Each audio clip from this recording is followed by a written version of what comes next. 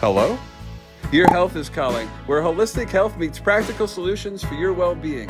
With your host, speaker, New York Times bestselling author, Sue Kostyk, a seasoned holistic health practitioner and longevity coach. Join Sue each week to embark on a journey to uncover the root causes of your health concerns. Through a personalized approach, learn how to decode the messages your body is sending and craft natural protocols to address them. Call in live at 888-994-4995 Studio A. Hello and welcome to Hello, Your Health is Calling. I'm Sue Kostyk and I am an integrative health practitioner. I've been doing this show for about 15 weeks now, and we've been on a journey talking about detoxification, talking about gut health, all the things that are going to make us healthy and live long lives. So just to recap what integrative health is. Integrative health is a combination of traditional Chinese medicine, ancient Ayurvedic medicine, which actually is the oldest form of medicine that we have. It's the Indian medicine, and it also wraps into nutrition. So those are the three basic modalities of integrative health. We get to the root cause of why things are happening, why you're having certain symptoms.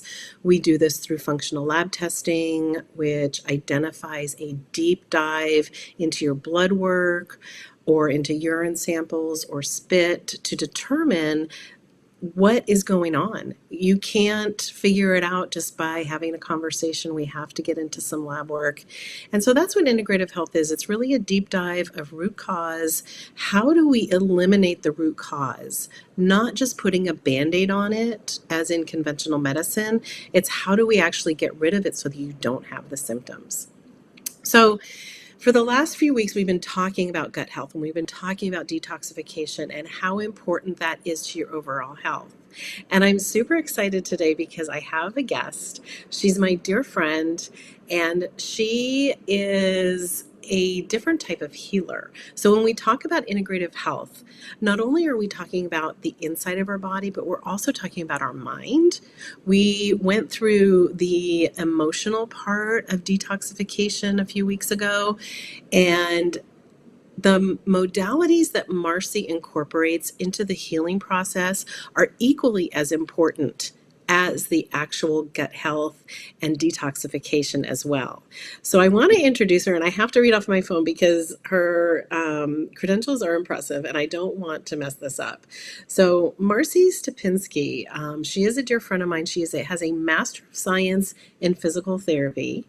She is a certified life coach. She is a certified holistic nutritionist. She is a Reiki master. She is a cranial sacral therapist practitioner, and she is an Opus Peace ambassador, which I've got to ask her about that because I don't know what that means.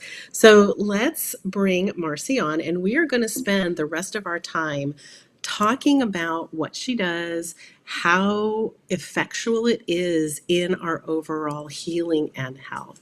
Hi, Marci. Welcome.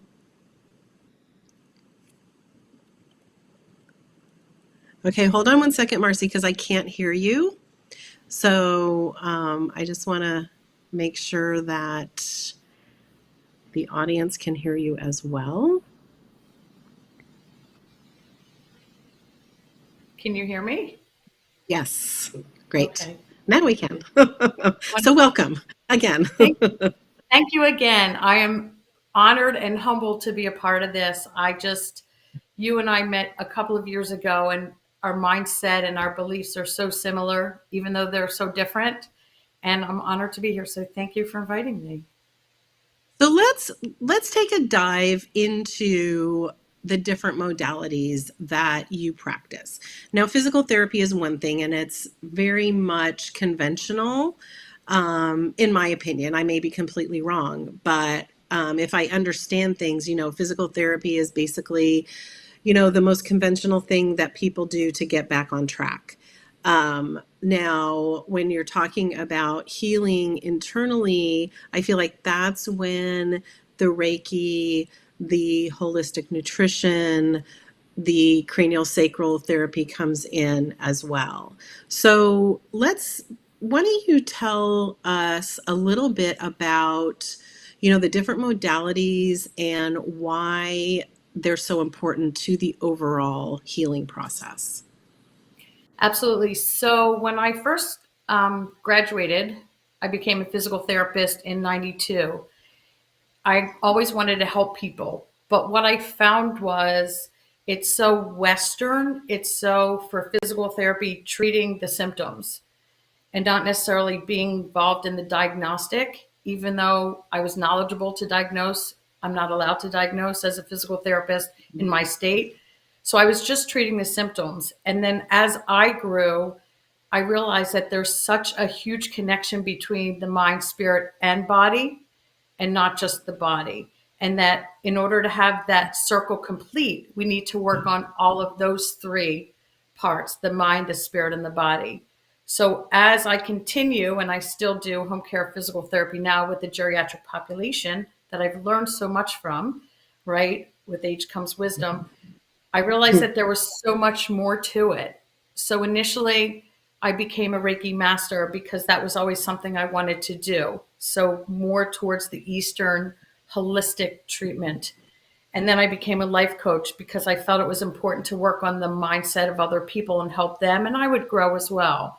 And then I became certified as a holistic nutritionist because I loved what you did and wanted to learn more. And during COVID, I would come home from seeing my patients and I'd be bored. So I became certified with that. But there was so much more to it. And then I was presented with Opus Peace, which was brought together by some VA nurses that realized all these veterans are holding on to trauma, and it's important that we listen to them and allow them to release it. So I went through a 5-day intensive training called Opus Peace that helps me if I need to, anchor the heart and help them lead into death in a good way, not feeling so guilty. And I know that was one of the emotions you spoke about, right? Guilt and shame. And then my first CEU course when I graduated in 92 was craniosacral therapy, which it was formulated by John Upledger, who was an osteopath. And he was asked to do a surgery and hold something internally, and it would not stop moving. And he realized that it was a whole new system, the craniosacral rhythm and the craniosacral system. So from that, craniosacral therapy was formulated, and it's just a light touch modality that works on releasing blocks and restrictions in our body caused by trauma, physical, mental, emotional, spiritual. And you were talking in one of your videos about the parasympathetic versus cortisol. And so craniosacral focuses on the parasympathetic nervous system, allowing it to release what it needs to. And our body wants to heal, and it can't do it on its own. So that's why there's integrative health practitioners, there's Reiki masters, there's so many different tools in our basket that we can use. I'm like you, I like to be educated, and the more, the better. Yeah. That's amazing. And I lost internet connection for a moment, so I didn't hear exactly everything you said. Did you go into anything about the Reiki healing and what that actually means for those who don't understand that part? Actually, no, I did not. So thank you for that. Um, Reiki is just another Eastern medicine healing modality that works on what we call chakras or energy centers. And it's kind of like a pinwheel. And we have 7 major ones. And each chakra represents a different color, a different part of the body, a different energy system. And again, if one part of our body, and you always talk about the mind, gut, the gut being the second brain, if there's that disconnect, if something's lacking, it's not going to go right. Same thing with the chakras. If there's a chakra off balance or blocked, we're not going to be able to heal. And it's so important to face those things, not relive trauma, but go there and release. So energy is just another healing modality, but it's energy based, whereas craniosacral is medical based. Awesome. It's so fascinating. And you and I talk all the time about body, mind, and spirit and how healing is not linear. And it's really, taking into account who we completely are. And like you said, it's like releasing that trauma. And I love how you explained the opus piece because I had no idea what that was. And that's amazing because when people hold trauma, it causes so much harm as far as oxidative stress on your body. And we talk about oxidative stress in how inflammatory disease starts and how cancer start because we have so much oxidative stress in our body. And so many people consider stress only as an outward, and they don't consider the inward of how stress actually reacts on your body. And so, with the cranial sacral, I work with clients that are in a lot of pain, and some of it is stress related, but some of it is also internal, like internalizing traumas and things that manifest as pain. Can you talk a little bit about that? Absolutely. So, like I said, the craniosacral deals with the central nervous system. And just a quick explanation, it deals with the cranium, your skull, and the sacrum, which is the bottom of your pelvic region. And inside that is, and it's called a dural tube, right? It's a hydraulic pressure system. And inside that hydraulic pressure system or dural tube are your nerves, cerebral spinal fluid. You have the bones of your cranium. You have cranial nerves. You have so much in there. And so with trauma, or what sometimes we call in craniosacral therapy, we call it blocks and restrictions, right? And so we push it down, push it down, push it down. And then it's kind of like what you talk about, the rain barrel effect. It Mm-hmm. it doesn't overflow, or it turns into the fight or flight or the cortisol or anything like that.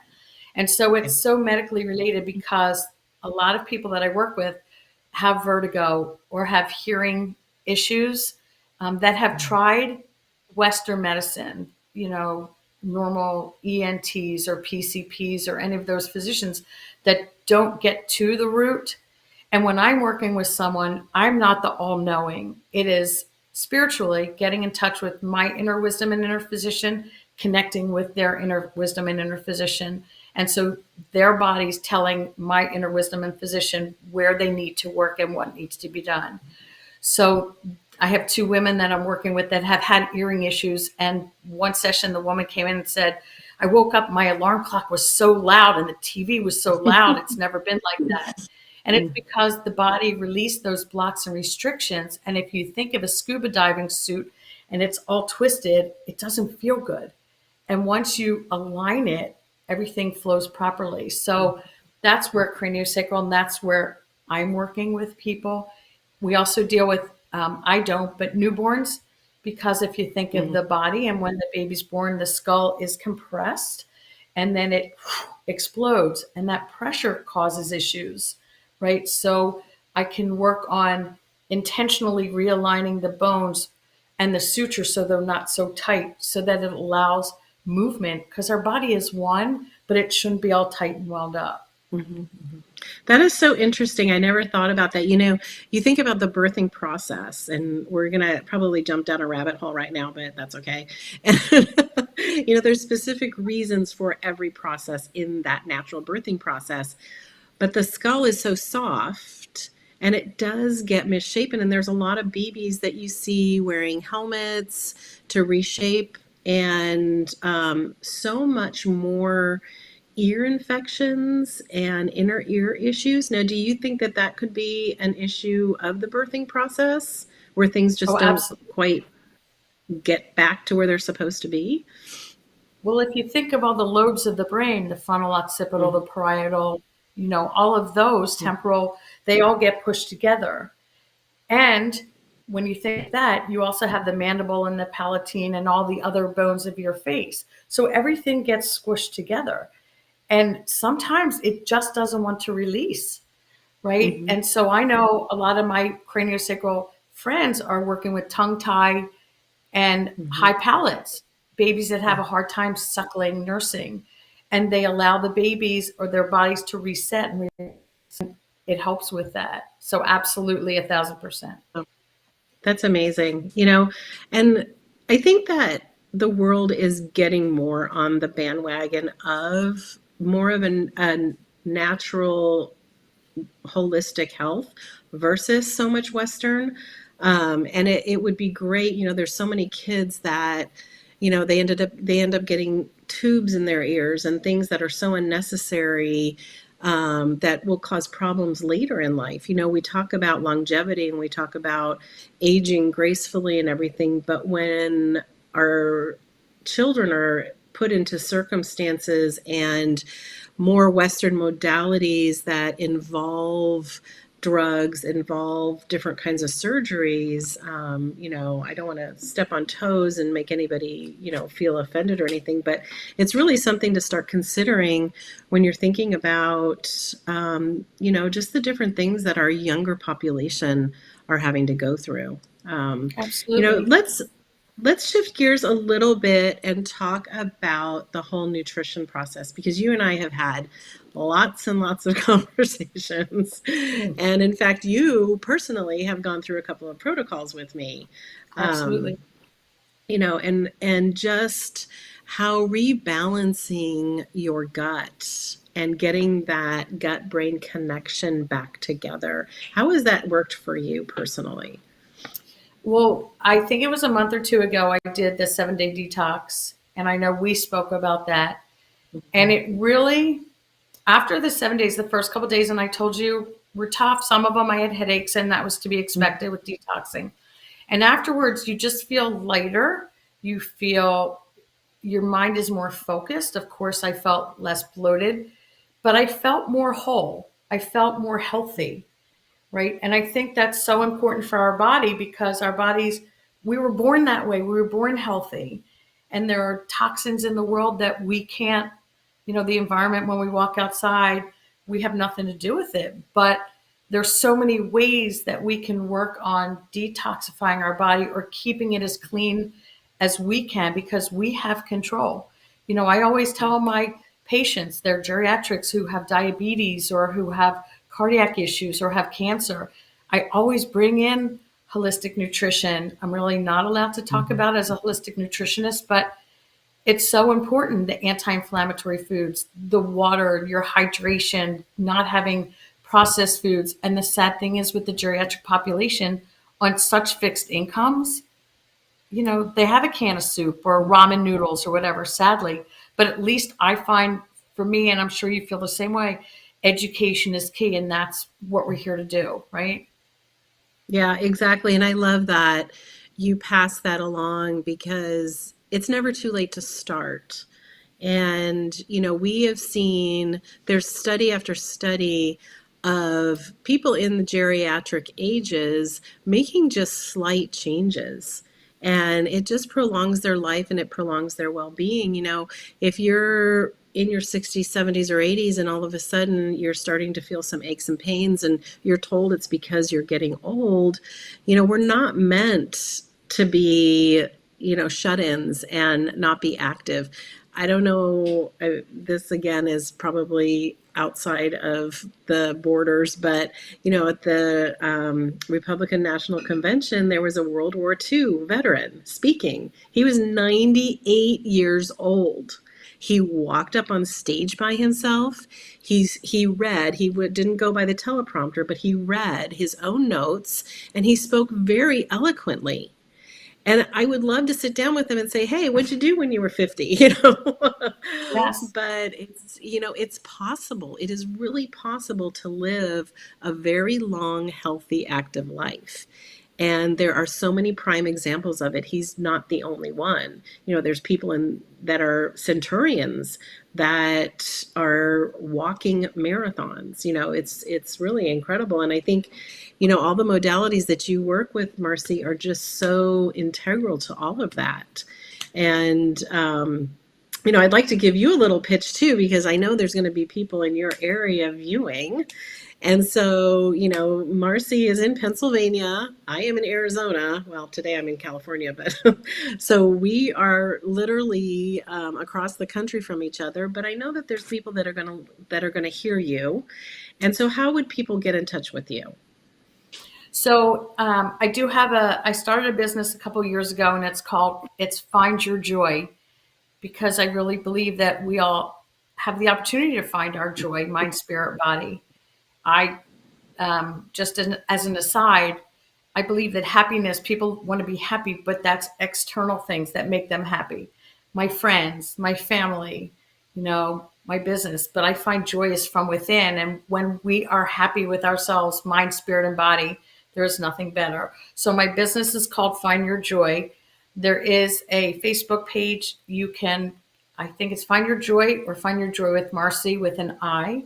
You can also contact me at soulfuljoy, SOULFULJOY 111 at gmail.com. Or you can just reach out to me on my name, Marci.Stypinski at gmail.com also. And I'd love to talk to everybody. I think we have so much to educate each other about. And I find that that's what I was put on this earth to do, to help and to heal and educate and learn. I'm never too old to learn. I'm never too old to do anything. I just started guitar lessons last week. You're never too old. Oh, that's So amazing. I think we both kind of come from the same cloth, Marci, because we're literally the same age, and this network is called the Reinvented Life Network. And I literally, at the age of 60, just reinvented myself and started over and left corporate America.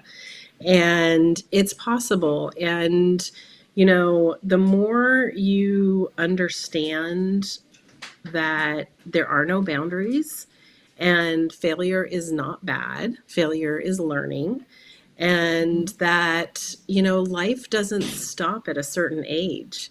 I spent over 40 years in corporate America, and I have never been happier than I am now. I love what I do. I have a huge passion for learning, and I have a huge passion to help people. And you have the same thing. And I think that, when we talk about joy, joy, as you said, is internal. You can choose joy, and we talk about that a lot too. And no matter what your circumstances are, my mom always used to tell me, there's always someone worse off than you, and it was like, I always rolled my eyes at her. I'm like, well, I don't care because this is pretty crappy right now. But, when you can just find a little bit of joy in your circumstances and understand that if you're walking through fire, you're being refined, and it's something that you have to go through to get from point A to point B. And I think that, when we talk about emotions and emotional stress and everything, again, Marci, let's talk more about, because we do have a little bit more time, let's talk more about emotional stress. Let's talk about how that gets caught up in your body. And until you release it, you're going to be stuck. absolutely. And I know we were talking earlier today because I did watch your videos just to see how these went. And some of the bullet points that I would like to bring out is you were talking about what ifs. There really are no what ifs. It's so important that we live in the present, live in the now, because we don't know if we have tomorrow, right? And we live in the what is. And instead of saying, I'm going to try, don't use the word try, use the word do. Not I should have, could have, would have, because we may not have tomorrow to do that, right? And we also talked about expectations. And I had said to you earlier today, I try not to give myself or other people expectations because it sets yourself up for failure. And not that failure is bad, like you just said, it's lessons. But if I want to lose 10 pounds in 2 weeks and I've only lost 8, did I really fail in losing weight? No, I succeeded in losing, 8 and not all 10, right? So I think that's so important. And when we journal, when we meditate, when we take care of ourselves, when we do these kind of things, our body opens up and de-stresses because that cortisol level has significantly dropped. The other thing I'd like to say is you talked about boundaries. In my practice and my beliefs, we can all put boundaries around ourselves. If we just close our eyes and envision this white bubble around our body, a strong, resilient bubble, and zip it up, it allows us to let in who and what we want and not allow those of who and what we want. So maintaining boundaries, especially as a woman, because we're pulled 8 different ways, is so important. Only 8? No, and you're 1,000% correct. And I love the conversation we've had. If anybody viewing this has questions, please reach out to support at Hello, Your Health is Calling. We can have more of a conversation. If you want to get in touch with Marci and missed all of her ways, you can always reach out to support at Hello, Your Health is Calling, and I can get you in touch with her for more conversations. I can see that, Marci, you're going to have to be a guest again on the show. I would be honored and love it. There's just too much information that we can bounce off of each other just to help people get healthy and live a super long, healthy, active life. And, it's not hard. And we talk all the time about baby steps. We talk all the time about doing one thing at a time. Marci did talk about the anti-inflammatory foods. I do have a list. If you'd like it, you can go to it'saboutyourgut.com and you'll get that free list. Or again, support at Hello, Your Health is Calling is a great way to get in touch with me. Marci, thank you. I love you dearly. I am so grateful that you came on my show. And I really, truly hope that our audience got some great nuggets because there were so many of them. And we didn't really have a script, but it was great. And thanks for watching, everybody. I hope you all have a great rest of your day. Be blessed. And if your health is calling, please answer it. It's important. It's speaking to you for a reason. So thanks, everybody. See you next week. Thank you for tuning in to another empowering episode of Hello, Your Health is Calling with Sue Kostyk. Remember, your health journey is ongoing, and we're here to support you every step of the way. If you have any questions, insights, or stories to share, don't hesitate to reach out. You can connect with us on social media or call in live at 888-994-4995 Studio A. Together, we're transforming lives and embracing holistic well-being. Until next time, prioritize your health and remember, your health